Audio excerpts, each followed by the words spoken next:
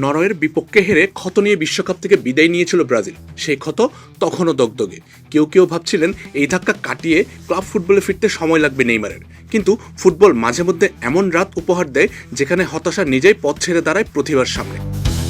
Brazilian সিরিয়ার ম্যাচে villa বেলমিরোতে চাপেকোয়েন্সের বিপক্ষে নামলেন নেইমার। 90 মিনিট পুরোটাই মাঠে থেকে একাই কাঁধে তুলে নিলেন সান্তোসের আক্রমণভাগ। 36 মিনিটে বল জালে জড়িয়ে দলকে এগিয়ে দেন তিনি, যেন বিশ্বকাপের সব দুঃখ ভুলিয়ে দেওয়ার এক ঘোষণা। কিন্তু গল্প এতটা সহজ হলো না। বিরতির পর 51 মিনিটে সমতা ফেরায় চাপেকোয়েন্স, আর 62 মিনিটে জোয়াও আনানিয়াসের আত্মঘাতী গোলে উল্টো পিছিয়েই পড়ে সান্তোস। মনে হচ্ছিল প্রত্যাবর্তনের রাতেই তেতো স্বাদ নিয়ে ফিরতে হবে নেইমারকে। তবে শেষ দিকে পেনাল্টি পায় সান্তোস, আর দায়িত্বটা নিজের কাঁধেই নেন নেইমার। গোল করে দলকে ফেরান সমতায়, হারের মুখ থেকে বাঁচান দলকে, বের করে আনেন একটা পয়েন্ট। সংখ্যাতেও সেই রাতে তিনিই ছিলেন রাজা। 9টি শট নিয়েছেন, যার 5টি ছিল লক্ষ্য। গোল করেছেন 2টো, সুযোগের চেয়েও বেশি আদায় করে নিয়েছেন মাঠ থেকে। সোফা স্কোরে রেটিং পেয়েছেন 9.4, যা বলে দেয় ভিলা বেলমিরোর নায়ক আর কেউ ছিলেন না।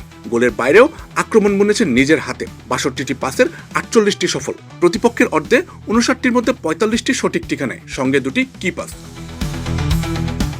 চলতি ব্রাজিলিয়ান লিগে 9 ম্যাচে এখন 6 গোল আর 2 অ্যাসিস্ট নেইমারের নামের পাশে। পেনাল্টিতেও তিনি এখনও নিখুঁত। এই ড্রয়ে সান্তোস উঠে এসেছে টেবিলের 14 নম্বরে, 20 ম্যাচে 22 পয়েন্ট নিয়ে। জয় হাতছাড়া হলো ঠিকই, কিন্তু দর্শকরা মাঠ ছাড়লেন এক আশ্বাস নিয়ে। নেইমারের পায়ে এখনও লেখা আছে সেই পুরনো জাদু, যা যে কোনো মুহূর্তে ম্যাচের গল্প বদলে দিতে পারে।